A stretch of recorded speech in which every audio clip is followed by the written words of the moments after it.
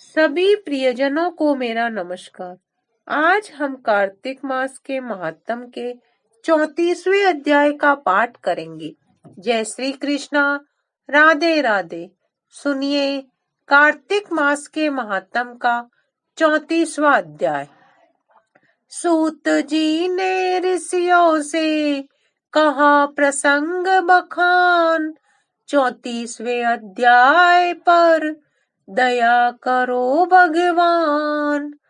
ऋषियों ने पूछा, हे सूत जी, पीपल के वृक्ष की शनिवार के अलावा सप्ताह के शेष दिनों में पूजा क्यों नहीं की जाती है?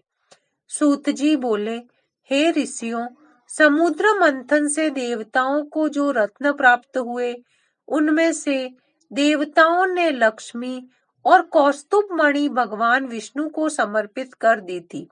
जब भगवान विष्णु लक्ष्मी जी से विवाह करने के लिए तैयार हुए तो लक्ष्मी जी बोली, हे प्रभु, जब तक मेरी बड़ी बहन का विवाह नहीं हो जाता तब तक मैं छोटी बहन आपसे किस प्रकार विवाह कर सकती हूँ, इसलिए आप पहले मेरी बड़ी बहन का विवाह करा दे, उसके बाद आप मुझसे विवाह कीजिए। यही नियम है जो प्राचीन काल से चला आ रहा है। सूत जी ने कहा, लक्ष्मी जी के मुख से ऐसे वचन सुनकर भगवान विष्णु जी ने लक्ष्मी जी की बड़ी बहन का विवाह उद्दालक ऋषि के साथ संपन्न करा दिया। लक्ष्मी जी की बड़ी बहन अलक्ष्मी जी बड़ी कुरूप थी। उसका मुख बड़ा, दांत चमकते हुए, उसकी देह वृद्धा की भांति, नेत्र बड़े बड़े और बाल रूखे थे। भगवान विष्णु जी द्वारा आग्रह किए जाने पर ऋषि उद्दालक उनसे विवाह करके उसे वेद मंत्रों की ध्वनि से गुंजाते हुए अपने आश्रम में ले गए। वेद ध्वनि से गुंजित हवन के पवित्र धुएं से सुगंधित उस ऋषि के सुंदर आश्रम को देखकर अलक्ष्मी को बहुत दुख हुआ। वह महर्षि उद्दालक से बोली, चूंकि इस आश्रम में वेद ध्वनि गूंज रही है, इसलिए यह स्थान मेरे रहने योग्य नहीं है, इसलिए आप मुझे यहाँ से अन्यत्र ले चलिए। उसकी बात सुनकर महर्षि उद्दालक बोले, तुम यहाँ क्यों नहीं रह सकती और तुम्हारे रहने योग्य अन्य स्थान कौन सा है, वह भी मुझे बताओ। अलक्ष्मी बोली, जिस स्थान पर वेद की ध्वनि होती हो, अतिथियों का आदर सत्कार किया जाता हो, यज्ञ आदि हो, ऐसे स्थान पर मैं नहीं रह सकती। जिस स्थान पर पति पत्नी आपस में प्रेम से रहते हो, पितरों के निमित्त यज्ञ करते हो, देवताओं की पूजा होती हो, उस स्थान पर भी मैं नहीं रह सकती।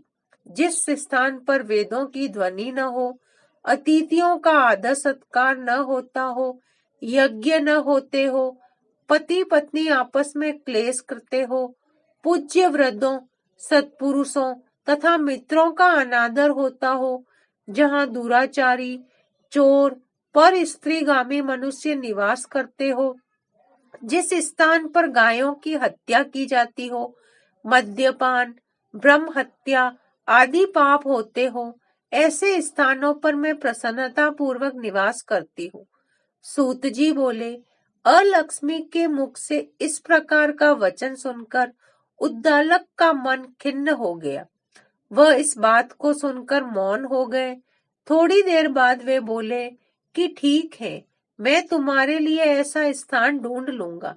जब तक मैं तुम्हारे लिए ऐसा स्थान न ढूंढ लूं, तब तक तुम इसी पीपल के नीचे चुपचाप बैठी रहना। महर्षि उद्दालक उसे पीपल के वृक्ष के नीचे बैठाकर उसके रहने योग्य स्थान की खोज में निकल पड़े, परंतु जब बहुत समय तक प्रतीक्षा करने पर भी वे वापस नहीं लौटे, तो अलक्ष्मी विलाप करने लगी। जब वैकुंठ में बैठी लक्ष्मी जी ने अपनी बड़ी बहन अलक्ष्मी का विलाप सुना, तो वे व्याकुल हो गई। वे दुखी होकर भगवान विष्णु से बोली, हे प्रभु, मेरी बड़ी बहन पति द्वारा त्यागे जाने पर अत्यंत दुखी है। यदि मैं आपकी प्रिय पत्नी हूँ, तो आप उसे आश्वासन देने के लिए उसके पास चलिए। लक्ष्मी जी की प्रार्थना पर भगवान विष्णु जी लक्ष्मी जी सहित उस पीपल के वृक्ष के पास गए, जहां अलक्ष्मी बैठकर विलाप कर रही थी।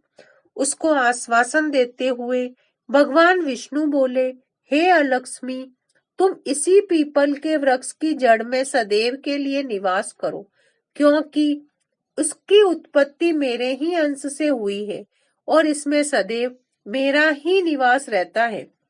प्रत्येक ग्रस्त लोग तुम्हारी पूजा करेंगे और उन्हीं के घर में तुम्हारी छोटी बहन का वास होगा।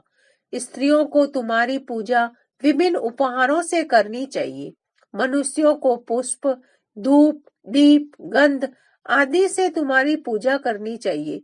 तभी तुम्हारी छोटी बहन लक्ष्मी उन पर प्रसन्न होगी। सूत जी बोले, ऋषियों, मैंने आपको भगवान श्री कृष्ण, सत्यभामा तथा प्रथु नारद का संवाद सुना दिया है, जिसे सुनते ही मनुष्य के समस्त पापों का नाश हो जाता है और अंत में वैकुंठ को प्राप्त करता है। यदि आप भी अब भी कुछ पूछना चाहते हैं तो अवश्य पूछिए, मैं उसे अवश्य कहूंगा। सूत जी के वचन सुनकर सौनक आदि ऋषि थोड़ी देर तक प्रसन्नचित वहीं बैठे रहे। तत्पश्चात वे लोग बद्री नारायण जी के दर्शन हेतु चल दिए। जो मनुष्य इस कथा को सुनता है या सुनाता है, उसे इस संसार के समस्त सुख प्राप्त होते हैं। इस प्रकार कार्तिक मास के महात्म के 34वां अध्याय समाप्त हुआ। राधे राधे।